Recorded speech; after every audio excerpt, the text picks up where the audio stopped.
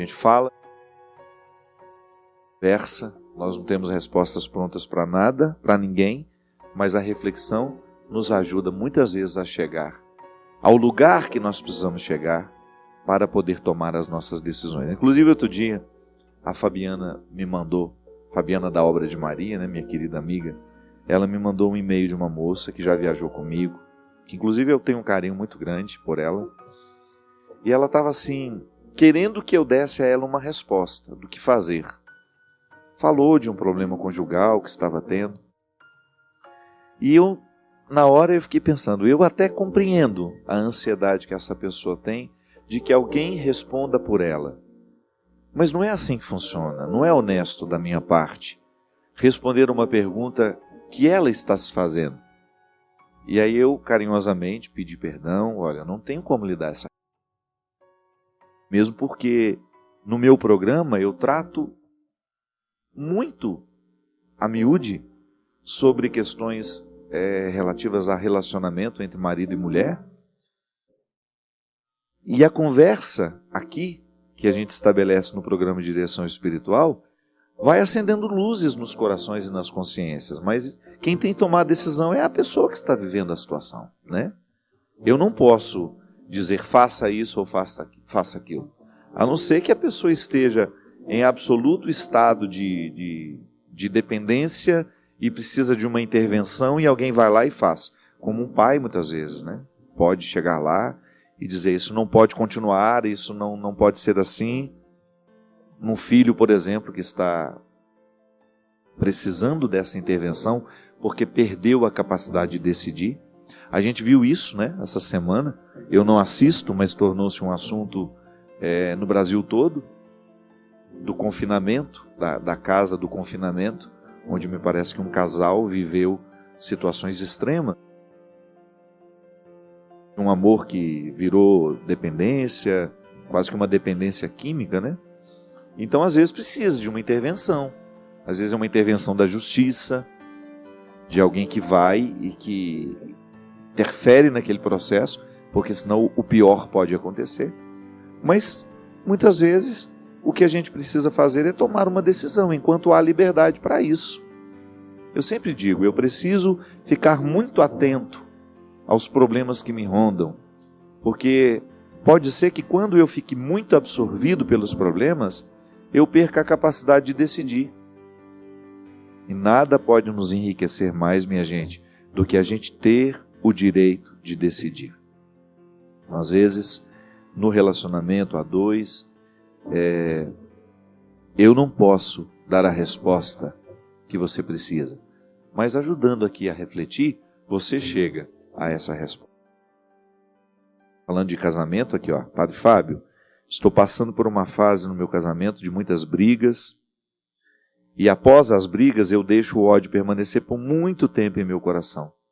Não consigo olhar no rosto do meu esposo, a minha vontade é sumir. Eu não sei mais o que fazer. Converso muito com Deus, peço ajuda, mas não consigo ver o que Ele me mostra. O ódio anda fazendo parte dos meus sentimentos. Padre, o que eu faço? Primeiro, minha filha, às vezes você conversa demais com Deus e de menos com seu marido. Às vezes o conflito só vai ser resolvido no momento em que você conversar com o marido. Sem o enfrentamento das questões que dificultam o relacionamento, não há superação.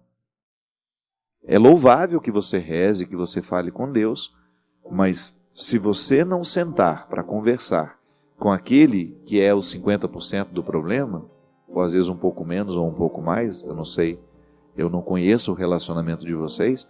Agora, uma coisa é certa, casal que não conversa sobre os problemas que enfrenta, não tem como superar.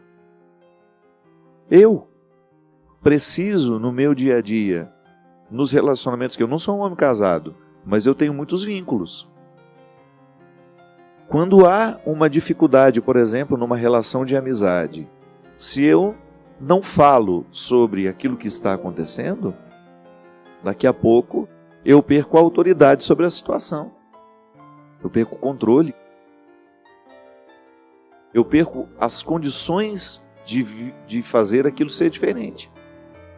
Volto a dizer, nós não podemos abrir mão do direito de escolher. Então, se você não levar a sério o conflito que enfrenta, e como é que você leva a sério? Sentando com aquele que é parte do seu conflito e tentando esclarecer. Por que você está tão irritadiça com ele? Por que ele te irrita tanto? O que pode ser feito nesse relacionamento? Qual é a mudança que pode acontecer para que vocês voltem a conviver com harmonia? Porque aqui você está me dizendo que você já está num ciclo vicioso. Quando o ódio, eu não acredito que seja ódio, né? Ainda, se Deus quiser, isso não é ódio ainda. Pode ser uma irritação, o desgaste do relacionamento. Todos os casais enfrentam isso, alguns mais, outros menos. Mas chega um momento que você começa a irritar com a maneira como ele deixa a escova de dente ali. A maneira como ele mastiga. Eu tenho uma amiga minha, que ela até viveu um momento tão difícil com o marido dela, que ela falou assim, padre, às vezes me irrita como ele mastiga. Meu pai de misericórdia, como é que você vai mudar o jeito como o outro mastiga? Eu falei, mas ele mastigava de outro jeito? Não, ele continuou mastigando do mesmo jeito a vida inteira. Mas agora passou a me irritar. Se ele mastigava assim quando você era namorada dele, eu mastigava desse jeito, mas agora até ele mastigar perto de mim já me irrita. Significa que o caldo já entornou por outros motivos. A Sabrina, que é uma amiga minha lá de Taubaté, tem muito tempo que eu não vejo a Sabrina, mas é uma menina muito querida ao meu coração. E ela é muito honesta com o que ela sente, né? E ela tinha um namorado que ela gostava muito, que ela já estava se arrumando até para casar com ele na época. E ela falou assim, nossa, eu peguei uma implicância dele, falou o nome dele. Eu falei, mas o quê? A maneira como ele aumenta o volume do rádio. Naquela época ainda não tinha essas coisinhas que você aumenta no volante, né?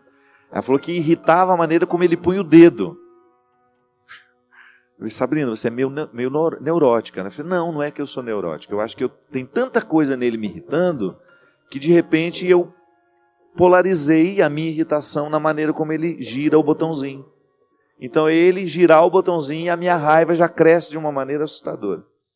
Então é aquele que mastiga por perto, que mastigou a vida inteira daquele jeito e agora passa a irritar. É aquele que gira o botãozinho do som, que irrita. Enfim, às vezes nós encontramos uma situação para a gente poder, com perdão da palavra, vomitar. E vomitar é jogar para fora. Você pode jogar para fora emoções, sentimentos, da maneira errada, agressiva. Porque falta o diálogo. Sabe, você vai acumulando situações que irritam e você não vai dando ao outro o direito de saber que aquilo pode ser diferente. A não ser que seja um problema seu. Você também não pode querer que o outro mude o jeito dele ser só para lhe agradar. Agora, se de fato é uma realidade consistente, que o outro, que não vai ser um prejuízo para o outro, olha, me diga o que eu posso fazer para o nosso relacionamento ser melhor. E você é a mesma coisa. Dá ao outro o direito de saber o porquê que está em crise o casamento. Porque às vezes nós não temos o hábito de viver o enfrentamento. O que é o enfrentamento? Eu gosto de dizer sempre. O enfrentamento é a oportunidade que você tem de dizer com ritual o que é que naquele momento está sendo difícil. Não adianta você gritar na hora que ele está saindo, não adianta você gritar e bater a porta, não, isso não é enfrentamento. Enfrentamento é quando você está calma, quando você está calmo, quando você criou uma situação, você pediu para conversar, você oficializou que haverá uma conversa, e aí sim você partilha o que está sendo difícil para você naquele relacionamento. Se há o enfrentamento, aquilo se torna um marco referencial para depois vocês continuarem, porque você vai poder dizer, lembra o que nós conversamos aquele dia? Diferente de você dizer, você lembra aquele dia que eu bati a porta? Não adianta. É preciso haver o enfrentamento, que é essa oportunidade que você tem de conversar e de dizer aquilo que não está feliz no relacionamento, aquilo que não está causando harmonia. E você também fazer a sua meia-culpa, minha filha. Às vezes, nós achamos que o outro está todo errado. E de repente, nós estamos precisando viver a cura do moço do Evangelho ali. Curar o nosso ouvido, curar a nossa fala. Volto a dizer, às vezes o nosso ouvido está viciado, nós ouvimos o outro da maneira como nós queremos ouvir, e não o que o outro está dizendo verdadeiramente. Isso é um perigo. Eu ouvir aquilo que eu gostaria de ouvir. Então eu já estou irritado, então eu gosto de ouvir tudo aquilo que reforça a minha irritação. Ah, mas foi isso que você falou. Ele, não, eu não disse isso. Foi isso que você disse.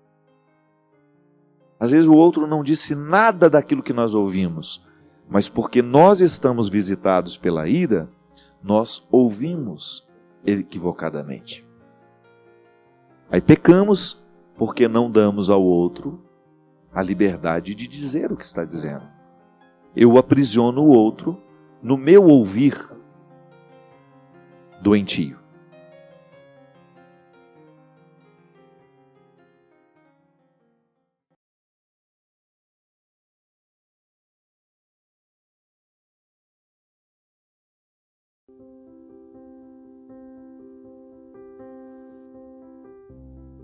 A cura que Deus realiza em nossa vida passa muitas vezes pela reorientação dos nossos caminhos. A cura pelo pensamento, que somente quando estamos curados do pensamento é que nós somos capazes de encaminhar soluções para os nossos problemas. Ou até mesmo para reconhecer que estamos no caminho errado. As nossas enfermidades nos chegam pelo nosso pensamento. Sobretudo nos dias de hoje em que nós pensamos tão mal, porque somos pouco estimulados a um pensamento mais profundo, mais abrangente. Tenho dito isso, você já me ouviu falar tantas vezes. É uma característica da pós-contemporaneidade, pós-modernidade, sei lá que nome nós podemos dar a nós nesse momento. Somos muito reativos, pouco reflexivos. E esse excesso de reação é justamente o grande número de estímulos que nós recebemos o tempo todo para termos uma resposta sobre as coisas. O tempo todo nós precisamos ter uma opinião formada, precisamos nos posicionar, né? Ainda que a gente não tenha refletido o suficiente para tomar aquele posicionamento, ainda que a gente nem tenha respostas para aquelas perguntas, nós associamos as nossas reações ao nosso estar vivo. E é tão estranho isso, né? Perdemos a fecundidade porque estamos reativos demais. Você experimenta isso na sua vida e cada um de nós experimenta de acordo com os estímulos que temos. O mais estimulado certamente terá ainda mais necessidade de se posicionar, porque ele está presente em tantos lugares, de tantas formas. Eu vejo pelo WhatsApp, né? Se você participa de muitos grupos, o tempo todo você é estimulado a sentir raiva, a ficar em paz, depende do conteúdo do grupo, a dizer, falar, a posicionar-se, e isso vai gerando um déficit. Às vezes nós estamos exaustos ao final do dia e a gente não sabe por quê. É um cansaço mental mesmo de ter dado conta de tantos estímulos, respostas a muitos estímulos. Eu pessoalmente, minha gente, acho que vai ficar cada vez mais difícil nós sermos homens e mulheres fecundos. Porque a fecundidade exige o contrário, né? Exige recuo, silêncio, serenidade, tranquilidade, tudo que hoje nós não temos. Eu costumo dizer que nós somos protagonistas de um tempo que nunca houve igual em outro momento da história da humanidade. Nós já tivemos muitos fenômenos iguais, parecidos em momentos diferentes da história. Mas isso que hoje nós vivemos, de termos este excesso de comunicação à nossa disposição, esse excesso de informações, nunca na história da humanidade as pessoas foram expostas a isso. Então nós somos protagonistas de um tempo que ainda não foi suficientemente vivido para saber as consequências disso em nós. Estamos estimulados o tempo todo, temos uma facilidade imensa de nos comunicarmos, de nos conectar com outras pessoas. Os nossos filhos já estão nascendo assim. E as consequências nós ainda não vimos, porque nós estamos protagonizando. Ninguém viveu isso antes de nós para a gente saber o que isso causaria. Nós já sabemos o que o excesso de sal faz na vida de uma pessoa, porque muitas gerações já morreram antes de nós por conta do excesso de sal na alimentação. Nós já vimos muitas pessoas morrerem por causa do cigarro, e outras pessoas viveram antes de nós. Eu fico pensando, né? Até que a ciência chegou à conclusão, a associação do câncer com o tabaco, quantas pessoas, quantas gerações inteiras morreram sem saber que usar aquele cigarro, fumar aquele cigarro, estimularia células cancerígenas, produção de células cancerígenas. Quantas pessoas morreram por não saberem? Quantas pessoas morreram por não saberem que o excesso de sal elevava a pressão arterial, aumentava o risco de AVCs? As pessoas morriam disso e a gente nem sabia o que tinha acontecido. Em outros séculos, as pessoas morriam de um fenômeno que é comum ainda hoje, claro. As coisas não mudaram, o sal continua fazendo mal. Só que hoje nós somos conscientes, né? Já avançamos para compreender aquilo que foi vivido antes de nós, com os olhares auxiliados pela ciência. Nós já sabemos que cigarro mata. Então, se hoje eu acendo um cigarro, eu já acendo consciente do mal que ele me provoca. É por isso que é tão estranho, né? O vício é uma mobilização cerebral que nos faz esquecer dos malefícios daquilo que nós procuramos. Então, quando eu estou viciado numa determinada situação, eu fico cego para aquilo que é maléfico no que me vicia. É por isso que uma pessoa, mesmo estando consciente de que o cigarro faz mal, ela acende o cigarro mesmo assim. E continua alimentando um ciclo de morte, porque joga para dentro do corpo o tempo todo substâncias tóxicas que fazem mal. É estranho por que a gente escolhe isso. Faz parte. O álcool é a mesma coisa. Quantas pessoas morreram antes de nós? Consequências do álcool. Então hoje nós estamos protagonizando um tempo que nos priva, um estilo de vida que nos priva muito da quietude, do silêncio, da concentração. Eu lhe desafio. Eu lhe desafio a pensar o quanto você deixou de ler nos últimos tempos por causa do celular. O celular rouba o nosso tempo que antes era da leitura. Eu não estou falando somente de uma pessoa, não. Eu estou falando de milhares e milhares de pessoas que tiveram seus hábitos modificados por causa do celular. Ah, mas eu vejo notícias no celular. Vê de forma muito superficial, né? A gente só lê as chamadas. Dificilmente a gente clica no link para ver a notícia toda. Os livros estão deixando de ser fabricados, as editoras estão falindo, as livrarias estão fechando, o que é uma perda irreparável para a construção de uma sociedade. É lamentável que o seu filho não tenha mais contato com os livros da mesma forma como você teve. Gente, eu me lembro que eu, na minha infância, eu escolhia ganhar livros no Natal. No Dia das Crianças, queria me ver feliz, era me dar um livro de presente.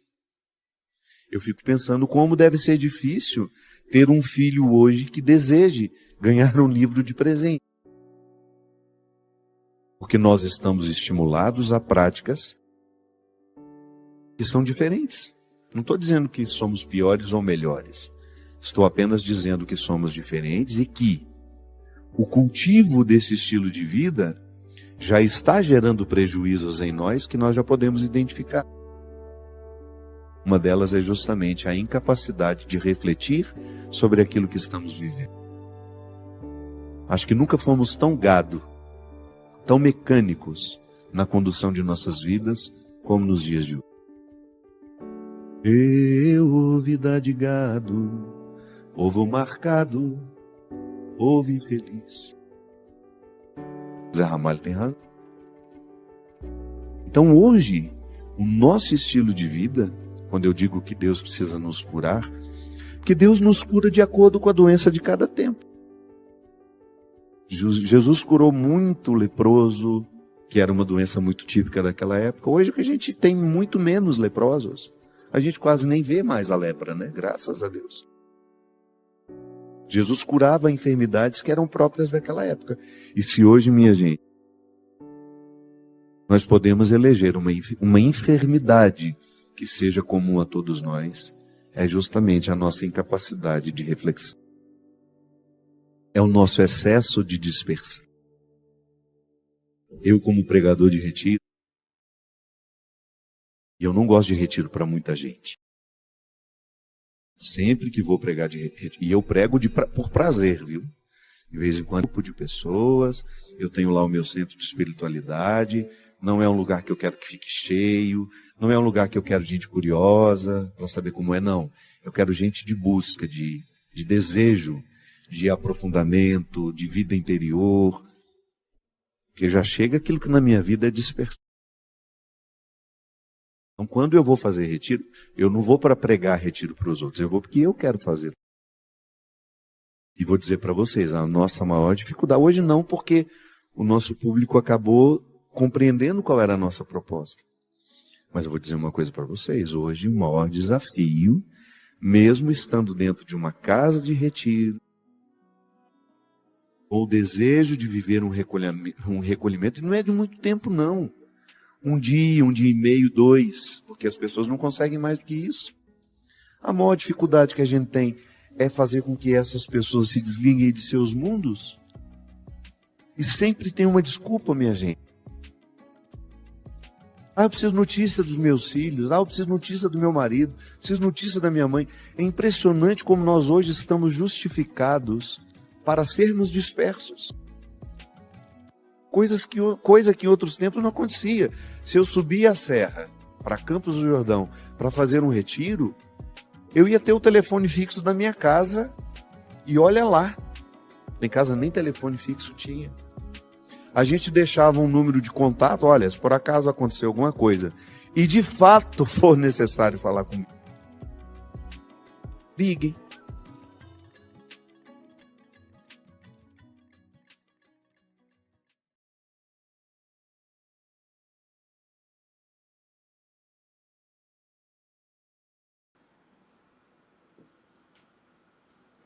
Se você ficou até aqui, se você parou o seu dia para escutar, isso já te diferencia da maioria. Curta, comente de onde você está ouvindo e dá uma olhadinha nos links da descrição. Com certeza você vai encontrar aí mais conteúdo que continua essa conversa com você. Valeu, um grande abraço e até o próximo vídeo. Tchau, tchau.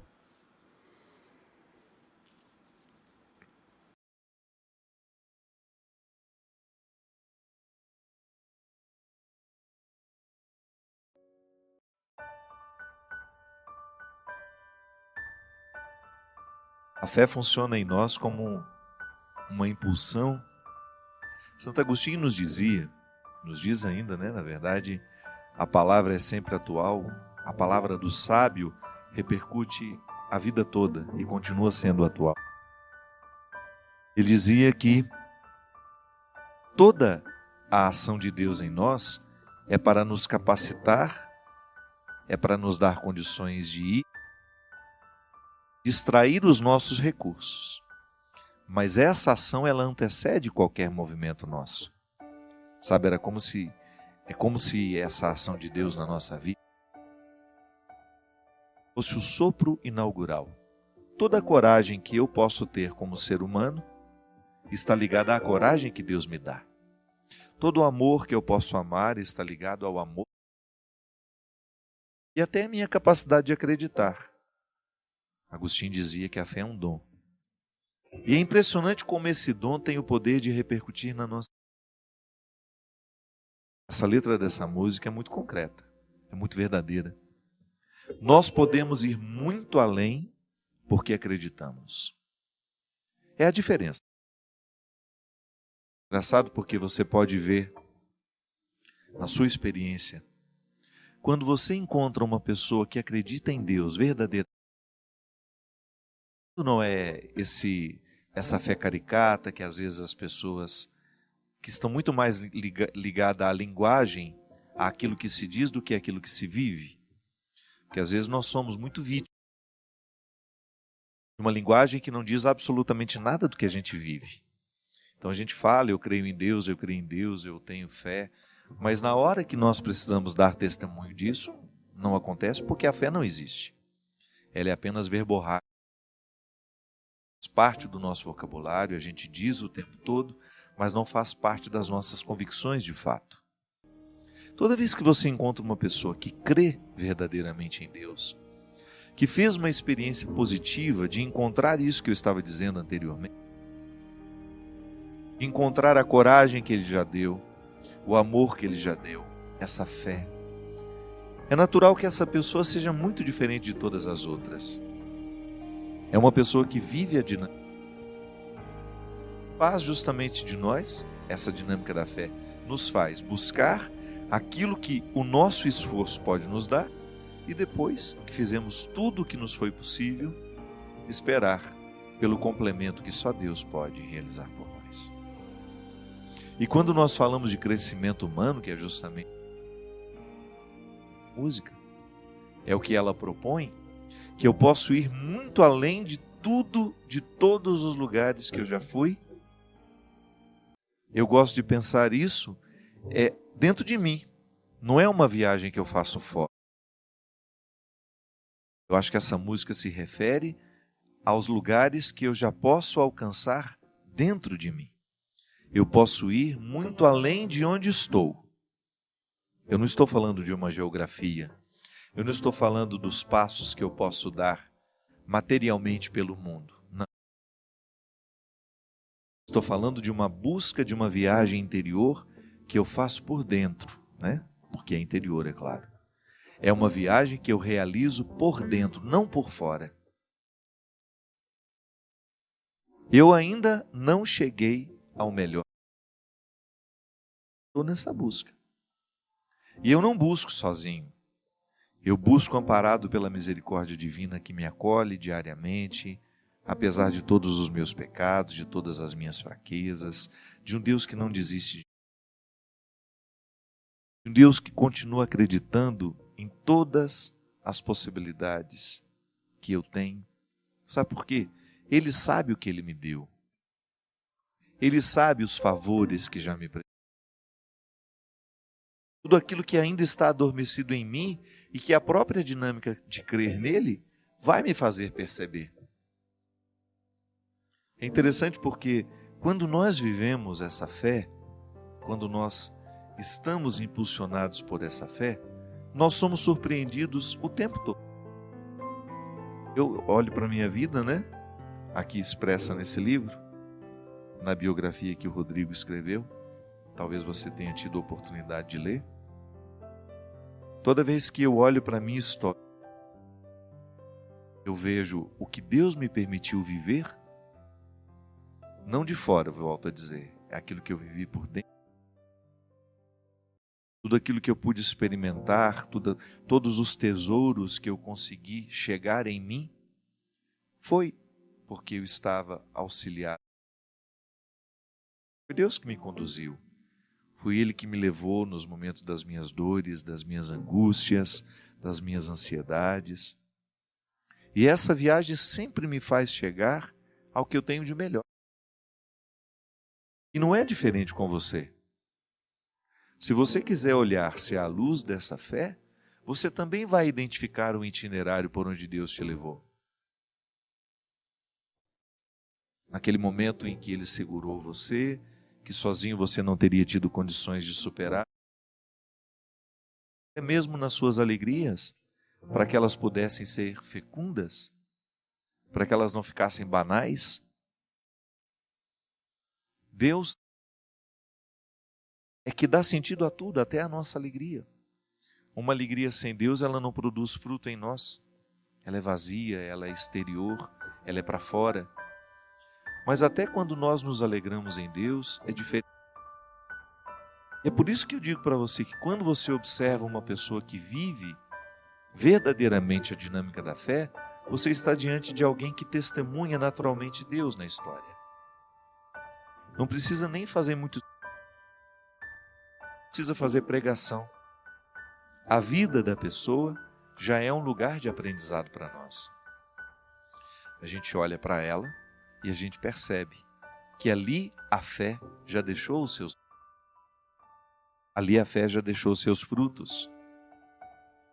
Mas o que é interessante é pensar que a pessoa fez o seu dever de casa para que essa fé deixasse e plantasse o seu. São Paulo tem um trecho, numa das suas cartas, em que ele compara o exercício da fé à vida do atleta. Olha que interessante quando ele diz isso. Ele, na verdade, Paulo tem um esforço de escrever sempre de maneira que as pessoas entendam a teologia que ele está. A teologia, a vida moral, ele está preocupado com o bem viver. Então, ele vai usar de todos os exemplos que ele puder para que as pessoas sejam capazes de compreender qual é a proposta de Jesus, qual ele se tornou um legítimo propagador. Ele diz assim: acaso não sabeis que no estádio todos correm, mas um só ganha o prêmio? Correi de tal maneira que conquisteis o prêmio. Todo atleta se impõe todo tipo de disciplina. Eles assim procedem para conseguirem uma coroa corruptível. Quanto a nós, que buscamos uma coroa incorruptível, nosso esforço deve ser ainda maior. Por isso eu corro, não como as tontas, eu luto, não como quem golpeia o ar. Trato duramente o meu corpo e o subjugo para não acontecer que, depois de ter proclamado a mensagem aos outros, eu mesmo seja reprovado. Interessante isso, né?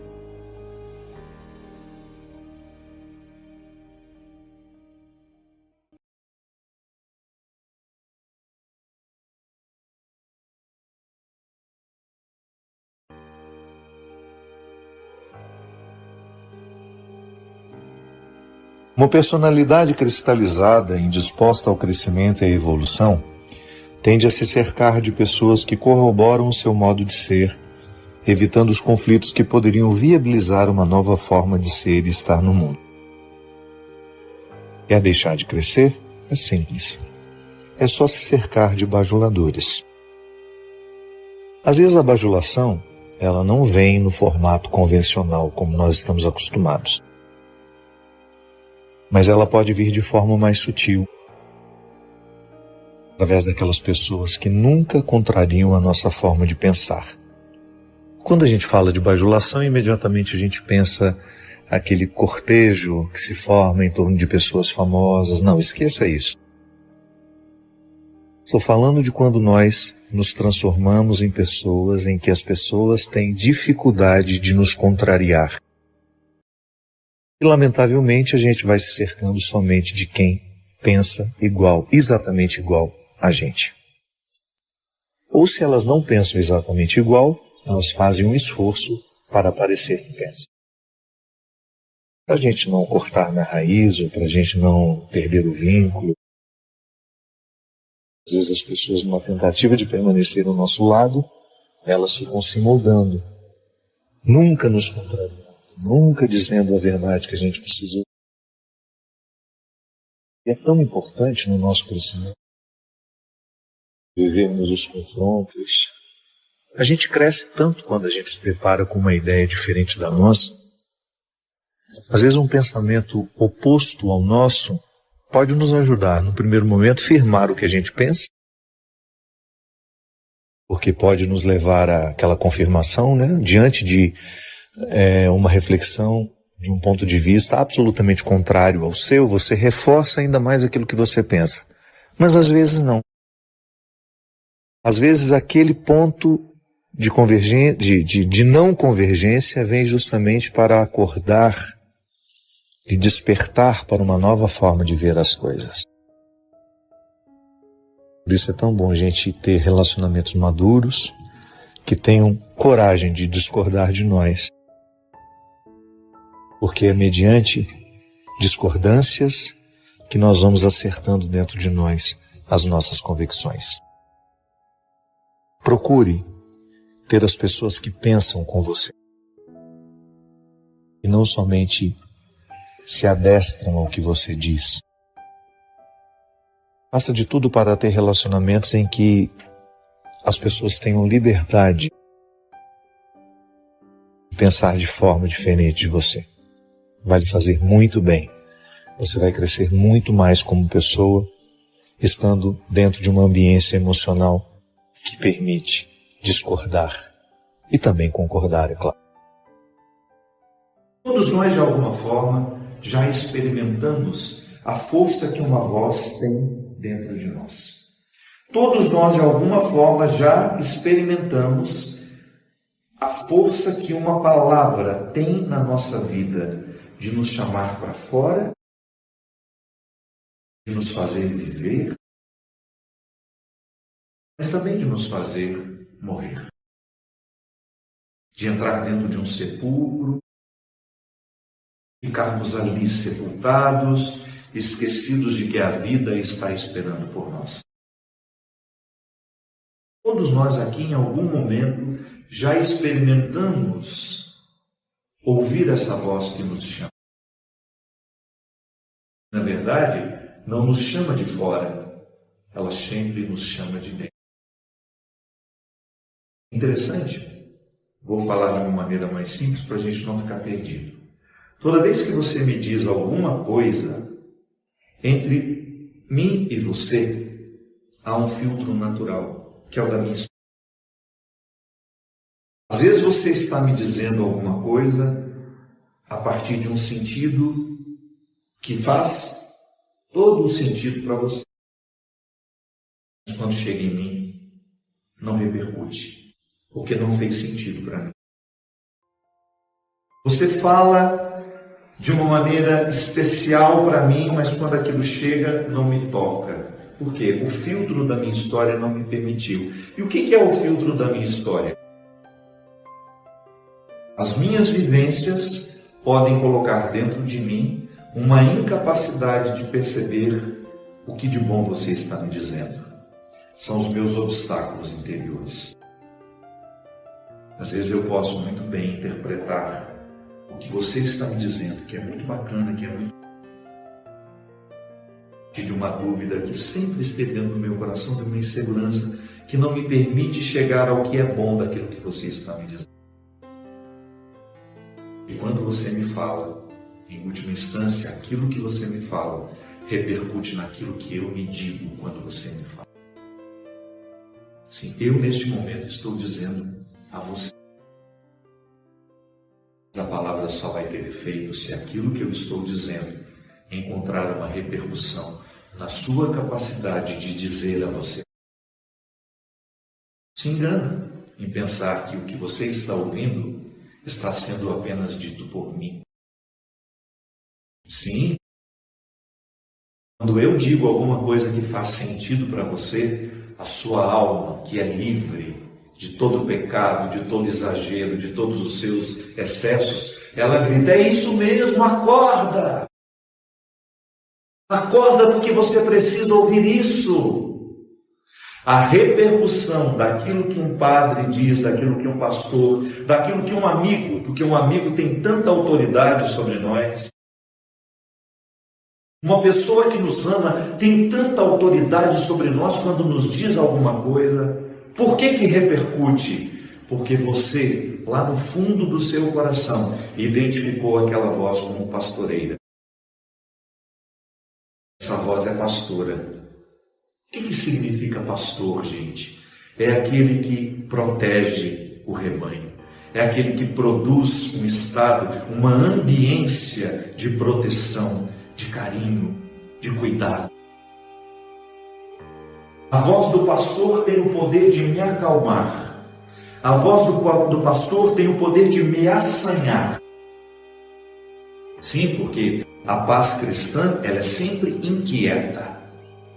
A voz do outro fala, chega dentro de mim, repercute e eu grito com aquela voz. É isso mesmo. Como se tivesse uma instância dentro de mim. Não pode ser segurada quando a verdade chega em nós. Mas por que em alguns momentos a gente escuta aquilo que faz sentido e a gente não se rende? Porque estávamos com resistência. A gente ainda não estava preparado para aquela verdade. Por mais que a nossa alma tenha gritado, nós ainda não éramos suficientemente livres para acolher o bom da palavra que estava chegando. O bem da palavra que estava chegando em nós. Jesus, bom pastor, será sempre para nós um modelo de paternidade, de maternidade, de amizade, de vínculo matrimonial. Jesus, bom pastor, nos recorda que toda vez que nós amamos alguém, nós temos que dedicar a essas pessoas palavras que pastoreiam a alma. Nós precisamos, a partir da nossa autoridade afetiva, dizer o que o outro precisa. É por isso, minha gente, que às vezes os nossos relacionamentos ficam tão capengas. Porque a gente foge dos enfrentamentos. A gente foge de dizer o que precisa ser dito.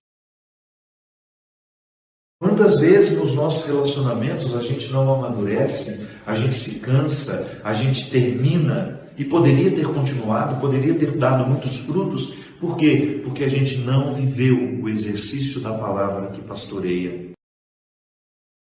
Jesus foi extremamente libertador no seu tempo porque ele fez uma conexão muito direta entre o coração humano e o coração divino. O coração de Deus, nele plenamente manifestado e encarnado, acolheu os que passaram pela vida dele.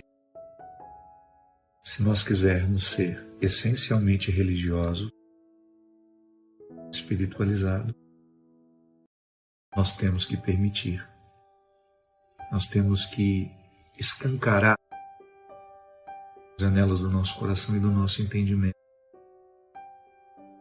para que a gente nunca se perca dessa verdade. Não existe como amar a Deus sem ter também um amor pela humanidade. Essa humanidade que está em mim, que está em você. Aquela humanidade que às vezes a gente tem dificuldade de reconhecer como parte da nossa. Pessoas que são muito diferentes de nós. Muitas vezes marcadas por uma história pessoal difícil. Eu já fui muito afoito, já fui muito preconceituoso também. Não que eu tenha deixado de ser, né? O tempo todo eu identifico em mim algumas coisas que eu preciso avançar, que eu preciso evoluir. Eu preciso fazer ficar diferente dentro de mim. Mas eu não perco de vista isso. As questões humanas, aquilo que nos torna humanos, doem do mesmo jeito. Também nos alegram da mesma forma. Claro, com proporções diferentes, vai depender da história de cada um de nós. O fato é que eu estou aqui, eu sou humano, você é humano. Precisamos de alguma forma dar conta da condição humana, que não é fácil. Não é fácil. Como é difícil você ter que lidar com você. Como é difícil lidar com aquelas partes desconhecidas de você que ainda gritam, que dão ordem. Como é difícil a gente lidar com aquilo que em nós ainda não obedece à nova versão que nós queremos ser. Então, para mim, vida espiritual é isso. É a oportunidade que eu tenho de alguma forma interferir, seja por meio da reflexão, seja por meio da ação, seja por meio da transformação do pensamento, da mentalidade, seja pela reformulação da linguagem. Tudo isso para mim é busca espiritual.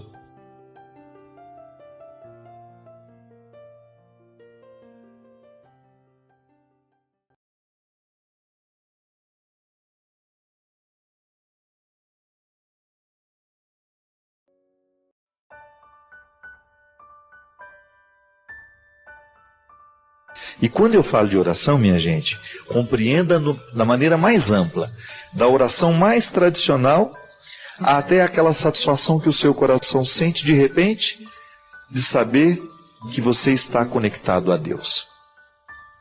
Que Deus faz parte da sua história. Que você o reconhece presente no seu caminho, na sua história. Tudo isso é orar. Viver pode ser uma oração. Desde que você amanheça o dia e se disponha a viver bem, a fazer bem às pessoas que você vai encontrar, a não ser um peso para o outro, a ajudar o mundo a ser melhor, tudo isso é rezar. Aí veja bem, a nossa oração também tem duas dimensões. Aquela reverência a Deus, eu reconheço Deus como meu Salvador, meu Senhor, a Ele presto louvor, culto. Mas quando me encontro com as pessoas, eu preciso também recordar que o louvor que agrada a Deus é o amor que eu amo, é o perdão que eu concedo, o abraço que eu dou, não é assim? Não é nenhum problema a gente errar um com o outro, às vezes a gente erra, mas é tão nobre a gente reconhecer, olha, me desculpa, me perdoa, isso é orar. Isso é louvar a Deus, não foi Jesus que disse? Antes de apresentar a oferenda, vai e reconcilia com seu irmão, com seu amigo que você está meio brigado, né? Com aquele que você já não fala há tanto tempo, com aquele que você guardou rancor, ódio, ressentimento. Porque a vida sempre vai nos oferecer esses dois pilares. É a transcendência e a imanência de Deus. Eu posso elevar os braços para o céu, louvar a Deus, mas eu preciso saber que meus pés continuam presos nesse chão. Não é? A cruz tem a dimensão vertical, mas ela também tem a dimensão horizontal. Se você olhar para o lugar em que Jesus foi crucificado, lá você tem fé no homem, fé em Deus. Um traço nos aponta para o céu, onde nós permitimos que o nosso coração vá sempre, que ele transcenda, que ele saia, né, que ele voe longe, que ele busque a eternidade, mas por outro lado existe um outro traço nos mantendo no horizonte da história. A cruz é essa metáfora. Entre Deus e a humanidade há um ponto de união.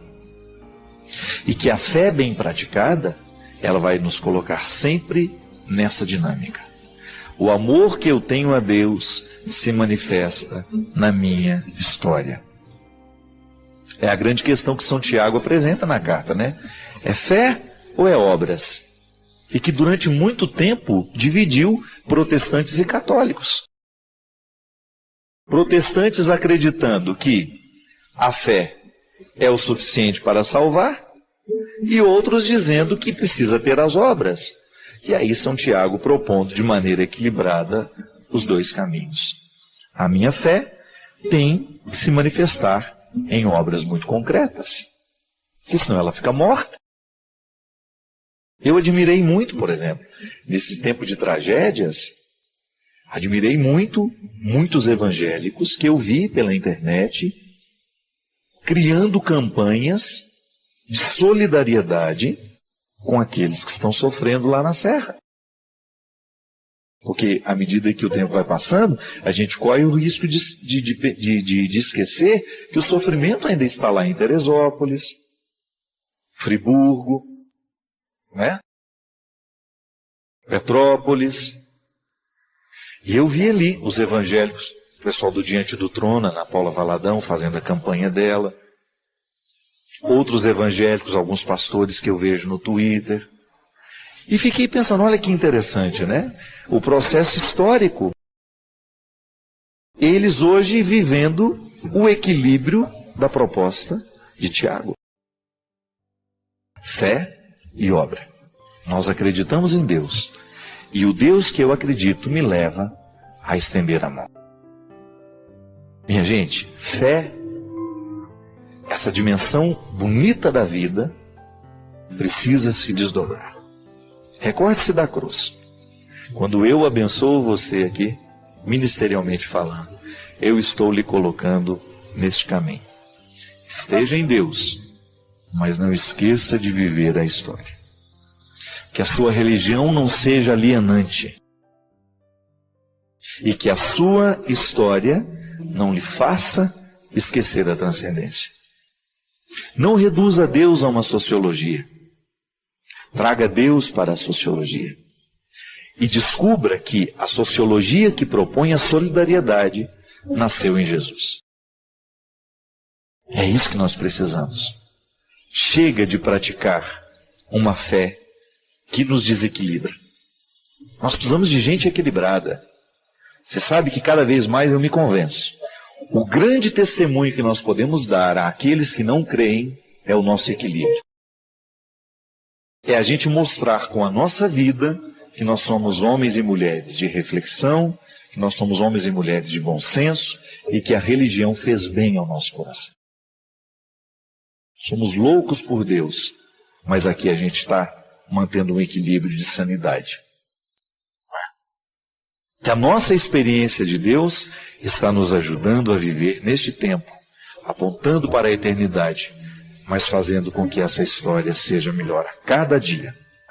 Assim como o deputado federal hoje deu uma lição de cidadania, hoje ou ontem, não sei, um deputado jovem de Brasília, que eu não me recordo o nome dele, ele renunciando a vários direitos para economizar os cofres públicos. É assim. Quando eu, na minha atitude, na minha postura, posso fazer o mundo ser melhor. O Deus que move o meu coração, o Deus que gera a minha fé, que Ele me entrega o tempo todo como um dom, Ele me leva a ter atitudes, gestos que possam mostrar ao outro que eu acredito. Isso convence. A atitude, ela convence. Quando as pessoas olharem para nós e descobrirem que nós estamos comprometidos com a verdade, com a justiça, com o amor, com a misericórdia, porque nós acreditamos em Jesus. Padre Fábio, o mal é onipresente? Por que ele se propaga tanto? Veja bem, como é que o mal pode ser onipresente? À medida em que ele tem legítimos representantes, não é verdade? A partir do momento em que ele é representado por pessoas esparramadas por este mundo. Eu sempre digo, minha gente, volto a dizer, o que é a estrutura maligna no mundo? O mal existe enquanto processo de sedução, essa afirmação do demônio, do diabo. Nós já falamos muitas vezes sobre isso aqui. O que é o diabo? É aquele que divide, é aquele que separa, é aquele que quebra. A estrutura diabólica é aquela que quebra o ser humano, que desintegra os valores humanos, que prejudica o andamento da vida. É aquele que vai atarracando, que vai segurando o processo do humano. Essa experiência de estar em todos os lugares é porque alguém está legitimando a presença do mal naquele momento. Hoje, por exemplo, você teve a oportunidade de ser bom e de ser mal. Você pôde passar pelo processo de escolher. A vida aconteceu na sua história, hoje a vida aconteceu em você, e você teve a possibilidade de escolher se você iria agir com bondade ou com maldade. Se você escolheu agir com bondade, o mal não foi presente na sua vida. Você deixou de legitimar a presença do mal e, ao contrário, legitimou a presença do bem na sua atitude. Agora, se naquele momento a sua fraqueza prevaleceu sobre você e a opção pelo mal aconteceu, você legitimou a presença do mal no mundo. É assim que o diabo vence, quando o humano cede.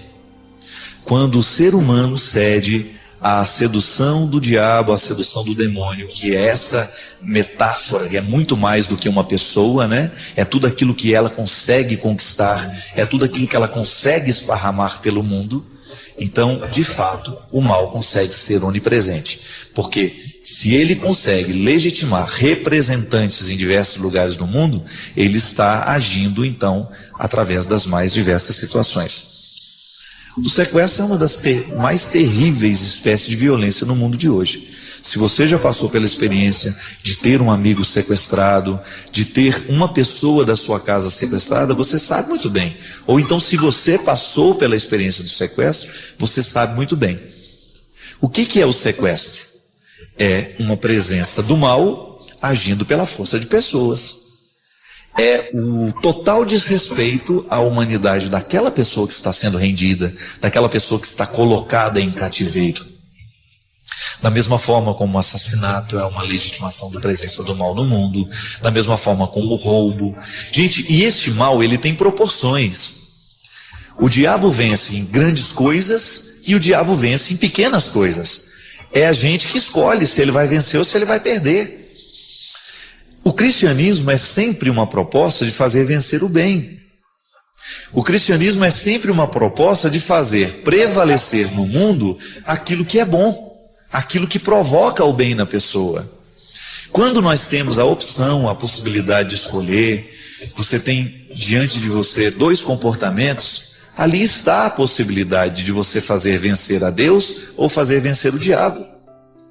Basta você escolher bem. Assim como o Deus é onipresente. Deus é onipresente e a sua força move todos os corações. Mas os corações escolhem se vão deixar serem movidos ou não. Quando eu passo pelo processo de escolher por Deus, então Deus está presente no mundo através de mim. Se você se convence disso também, Deus está presente no mundo através de você. E aí nós vamos esparramando bem pelo mundo, pela vida. É tão bonito isso. A gente descobrir que no nosso comportamento, na nossa atitude, há um espaço para Deus agir. E é também lamentável a gente pensar que no momento em que nós agimos, pode ser que ali o diabo esteja legitimando a sua presença no mundo através de nós. Cada vez mais eu me convenço que o cristianismo acontece nas pequenas coisas.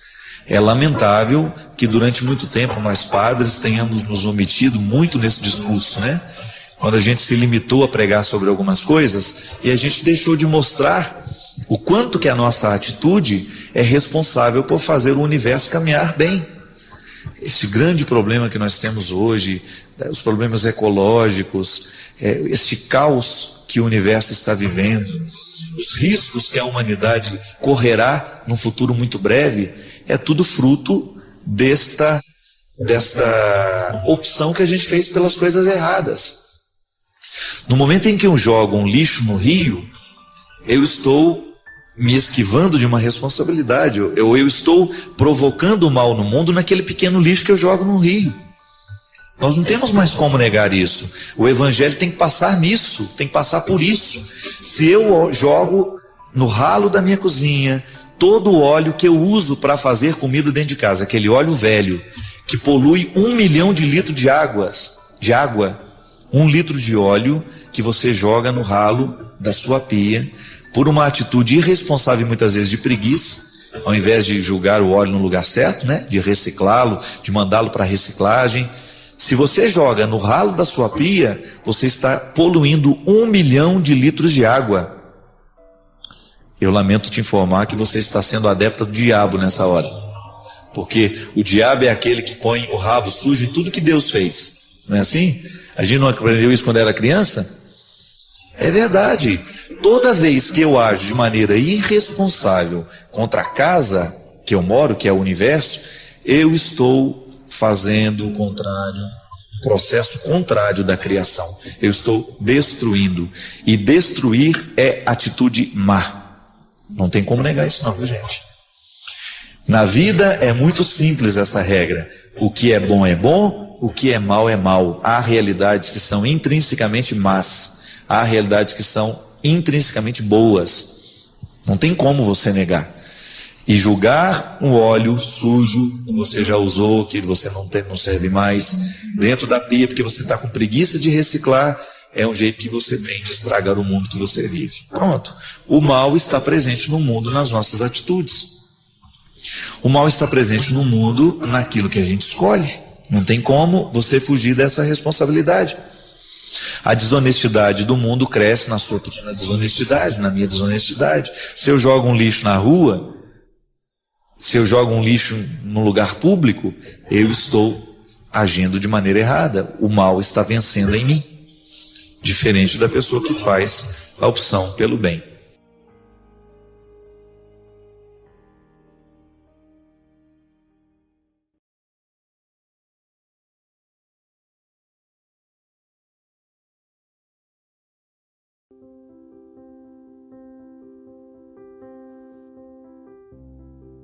Tenho uma dúvida que ultimamente venho me questionando.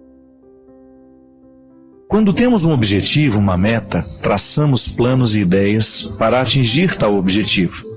Mesmo quando passamos por alguma dificuldade, geralmente procuramos meios de tentar solucionar, sair ou passar da melhor maneira por aquele momento. Tudo isso nos leva a uma posição de pedir a Deus que nos ajude na conquista daquele objetivo ou na solução de um determinado problema. Sempre escutamos nas pregações, nos grupos, encontros de jovens, nas letras de canções e na própria palavra de Deus. Deus é Pai, Deus é misericordioso, tão bondoso, que te dá a liberdade de pedir. Pedir em suas orações o que deseja, o que necessita. Pedir e recebereis, está escrito na Bíblia. Coloca tuas mãos em posição de receber para que Deus lhe entregue bênçãos, graças. Mas o que me deixa confuso é que ao mesmo tempo que ouvimos e refletimos tudo isso, também em outros momentos, em canções, palestras e tudo mais, ouvimos que Deus sabe de todas as nossas necessidades, que tem um cuidado tão grande conosco, bem mais que com os lírios do campo, que precisamos deixar Deus guiar e conduzir nossa vida. E muitas vezes queremos ser Deus de nós mesmos. Quando estamos ali lutando por algo, batalhando, pedindo que Deus nos ajude, nesta ou naquela dificuldade, entendemos que para ser assim, ficamos felizes, logo lembramos de agradecer. Mas quando começa a ter pedras no caminho, dificuldades para se atingir aquele objetivo, devemos entender que aquilo não é para ser do jeito que queremos? Ou estamos desistindo diante do primeiro obstáculo? Será que Deus não colocou aquele obstáculo para passarmos e chegarmos mais fortes e confiantes lá no fim? Se desistirmos logo no início, pois pensamos que Deus não quer daquele jeito, não estamos sendo fracos diante de um primeiro obstáculo? Primeira coisa, minha filha, nós temos que entender que a vida humana é o lugar que Deus escolheu para agir. Não há nada de extraordinário nessa ação de Deus aqui neste aspecto. Sabe por quê? Porque tudo pode ser um lugar de revelação. Da mesma maneira como Moisés ficou encantado com aquela sarça ardente, nós precisamos entender que o tempo todo na nossa vida existem algumas sarças também ardendo diante dos nossos olhos. Quais são essas sarças? Os fatos, os acontecimentos, as dificuldades, as alegrias, as tristezas. Como é que nós podemos nos posicionar diante de tudo que a gente... Lembra que a gente falava na semana passada? Que nós temos o eu ideal e o eu real? Que muitas vezes a infelicidade nasce justamente quando nós não conseguimos concretizar no eu real aquilo que nós temos como eu ideal. É assim que Deus age em nós. Nos ajudar a encontrar um equilíbrio para que nós possamos realizar, para que nós possamos viver na nossa vida essa satisfação de ser quem a gente é. Para isso que a gente pede, para isso que a gente reza, não é verdade? A gente sempre pede a Deus que nos ajude a abrir os caminhos, a gente sempre pede que Ele nos ajude a encontrar a melhor solução. Mas aí vem um conflito, que realmente em muitos textos bíblicos, em muitas canções que nós cantamos, nós dizemos que a gente não precisa pedir, que Deus já sabe tudo. Então fica um conflito. Como é que eu vou pedir se Ele já sabe tudo? É aí que está a beleza da oração. Porque a oração, ela não precisa ser um texto lógico. A oração é o desabafo que nós fazemos diante de Deus. É o desabafo que nós realizamos diante dele, confiando a ele as nossas realidades. E aí, no meio da oração, a gente acaba dando um palpite para que Deus pudesse fazer do jeito que a gente acha que é melhor. E aí a gente pode parecer que nós somos Deus de nós mesmos, né? Mas tudo depende da maneira como nós entregamos para ele, Alessandro. Veja bem, entregar as situações para Deus é, antes de qualquer coisa, a gente não abrir mão das responsabilidades que são nossas. Se eu apresento, eu tenho determinado problema, meu Deus, eu preciso passar neste concurso. Aí eu apresento essa situação para Deus. Eu quero passar. E para passar eu preciso estudar. Então eu faço a minha parte. Tenho a minha vontade e tenho o meu empenho ajudando essa vontade a ser concretizada. Mas aí também a gente precisa confiar nas mãos de Deus, porque nós não sabemos se passar neste concurso é o melhor para nós. Não é assim na vida? De vez em quando nós insistimos em pedir para Deus aquilo que nós queremos. Eu quero passar neste concurso e para isso me empenho. Mas nem sempre aquilo que é melhor para mim é aquilo que eu estou desejando. É por isso que é importante que a nossa fé seja sempre histórica, concreta. A fé concreta passa o tempo todo pelo bom senso. Antes de pedir a Deus, eu preciso filtrar o meu pedido. Será que aquilo que eu estou pedindo a Deus fere as regras do bom senso? Esse é um bom discernimento. Antes de pedir a Deus, converse com você mesmo. Quanto mais você... Isso é estado de oração também, viu? A oração não é só uma conversa com Deus. A oração é também uma conversa íntima que você realiza com você. O que é o exame de consciência? Uma conversa que você estabelece com você mesmo. Começa a pensar lá no que você fez de errado, no que poderia ter sido diferente. Né? E aí você pede perdão a Deus, mas precisou antes passar pela conversa sua com você. Muito interessante isso. E às vezes nós pedimos a Deus aquilo que a gente ainda não mastigou, aquilo que a gente ainda não refletiu, aquilo que a gente ainda não sabe se verdadeiramente é o melhor passo para a nossa vida. Minha filha, as dificuldades, os obstáculos, você pode até dizer que Deus que colocou. Você pode dizer, os obstáculos da vida fazem parte do processo. Tudo na vida está diretamente ligado a Deus, nós acreditamos assim. Mas os obstáculos são processos naturais da vida, da existência. Nós somos precários, a vida tem precariedades, e os obstáculos fazem parte dessa precariedade. Digamos que este livro tenha sido escrito em inglês. Eu não sei inglês. Eu vou abrir, aqui não, porque não é um livro, isso aqui eu vou ouvir. Vamos pegar um livro para ficar melhor. Um casal especial, os pais de Santa Teresinha. Digamos que este livro tenha sido escrito em inglês. Eu pego e descubro que eu não sei ler o livro. Eu preciso do conteúdo do livro, mas eu não tenho a capacidade de ler em inglês. Isso é um obstáculo natural. É Deus que colocou? Não. Processo natural da vida. Quem não estudou inglês não sabe inglês. Se eu quiser mergulhar no conteúdo do livro, eu terei que fazer um curso de inglês. Então está aqui. Eu identifico naquela minha dificuldade, naquele meu obstáculo, uma atitude que pode me ajudar a superar o obstáculo. Não adianta nada eu ficar rezando, pedindo a Deus que me ajude a ler esse livro, se eu não faço o meu estudo do inglês. Não é assim? Então veja bem, a ação de Deus na vida humana sempre vai pedir uma resposta. Deus me abençoa, Deus me deu inteligência, Deus me deu capacidades, mas eu tenho minhas precariedades. Sou preguiçoso muitas vezes, não tenho ânimo de pegar aquele livro, de ir até o final. Você sabe disso. Eu não estou falando de uma coisa que você não experimenta. Quantas vezes na vida você deixou de experimentar situações maravilhosas porque lhe faltou disposição para elas? Ah, estou com preguiça de acordar cedo, eu não dou conta, fico cansado demais. São os obstáculos, o contexto da vida. Não é assim?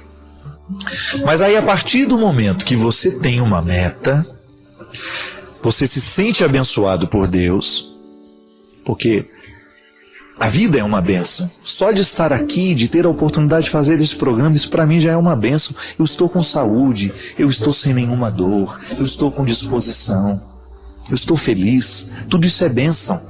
Aí eu venho, faço o programa de direção espiritual, me encontro com você. Pode ser que você esteja um pouco desanimado, mas aí assistindo o programa você fica um pouco mais feliz, um pouco mais animado, escuta alguma coisa que eu disse aqui, que de repente lhe motiva, e aquele obstáculo que antes você tinha, parece que foi eliminado, porque alguma coisa mudou dentro de você nessa sua disposição. É assim na vida, Alessandro. O obstáculo ele sempre vai existir para que nós possamos crescer. Se eu descubro que eu não sei inglês, aceito o obstáculo como um desafio e não como uma pedra de tropeço, eu vou me utilizar daquele obstáculo para poder ir além. Vou partilhar agora a minha vida. Eu sou um rapaz, já um moço, um homem feito, eu vou fazer 40 anos. Eu sou um rapaz que nasceu no interior de Minas Gerais, numa cidade chamada Formiga, uma cidade que eu amo muito. Minhas raízes estão todas lá. Nasci na beira do rio Mata Cavalo, perto do rio Formiga, que é o encontro dos dois rios. Uma região extremamente simples, sem muitas oportunidades. E quais foram os primeiros obstáculos que eu enfrentei na minha vida? Processo, são obstáculos naturais de uma pessoa que nasce naquele lugar. Aí eu olho para os meus vizinhos lá, para muita gente que conseguiu superar os obstáculos do contexto, que foram além, que superaram. Não é que deixam de amar o lugar, não. É que sabem partir de um jeito certo. Porque quem sabe partir de um jeito certo, reconhecerá sempre o lugar de onde saiu. Eu não sei o que teria acontecido comigo se eu não tivesse enfrentado os meus desafios, os meus obstáculos. É natural que eu não tivesse estudado, é natural que eu não tivesse descoberto o sabor da literatura. Mas desde pequenininho eu era teimoso. A vida era muito contrária a mim. Eu não estou reclamando não, estou apenas partilhando. Tive muita dificuldade na vida, muita mesmo. Muitas restrições, de todas as que você puder imaginar. Só que, graças a Deus, Deus me deu o dom de sonhar. Me deu uma natureza melancólica, criativa, e me ajudou a sonhar. Só que aí o que eu fiz com o sonho que Deus deixou em mim? Eu quis vencer os obstáculos que eu tinha. Sabe, minha gente, hoje, como padre, esse é o meu principal aprendizado. O que eu quero realizar na vida das pessoas que eu encontro é aquilo que eu sei que Deus realizou na minha. Eu sei a matéria frágil da qual eu sou feito. Mas eu não desisto. Isso é o mais bonito na vida, quando nós sabemos que nós temos o direito de não desistir. Por mais precário que você seja, por mais precária que seja a matéria humana que está aí no seu coração, que te impede, que te impossibilita, é possível. Eu fico tão feliz e tão comovido quando eu vejo pessoas superando os seus limites. Como aquela história da mulher que eu contei na semana passada, que não tem o dinheiro para comprar os livros, e ela vai todos os dias na livraria e vai aos poucos ela vai lendo o livro que ela quer. Só que ela precisa vencer o obstáculo de sair de casa, de ir até a livraria, de passar pela vergonha de estar ali todos os dias. É assim. O obstáculo, ele tem que ser um objetivo para a gente vencer, para a gente ir além. E você sabe que eu estou vivendo um tempo da minha vida muito interessante. Quanto mais eu viajo, quanto mais eu conheço o mundo, quanto mais eu conheço pessoas, quanto mais eu recebo pelo o reconhecimento do próprio trabalho que eu faço hoje como evangelizador, mais saudade eu sinto da minha terra. Eu estou vivendo uma fase da vida que eu estou tendo saudade dos meus antigos, sabe? Saudade das coisas que de repente hoje eu não tenho tanto contato mais. Saudade dos meus amigos de infância, do lugar onde eu nasci, né? Eu acho que isso é o processo bonito da vida, Alessandra. Eu tenho saudade daquele tempo que foi difícil, das minhas lutas, da luta da minha família. Hoje eu fico feliz quando eu encontro os meus sobrinhos, os meus irmãos, percebendo que eles estão melhores, que eles estão se superando.